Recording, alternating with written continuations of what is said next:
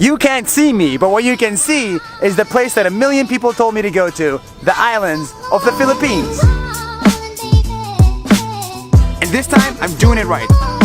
I have a sick new drone with me. I am staying at a sweet resort with a pool. And I'm renting a semi-broken bike with no helmet for the whole day for the price of a cappuccino. You want Nas Daily? Yes. Can we take a photo? Yeah.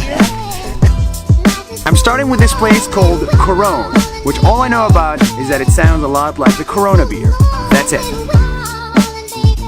And I have a feeling island life isn't going to be too bad.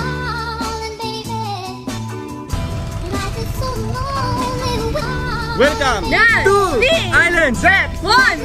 See You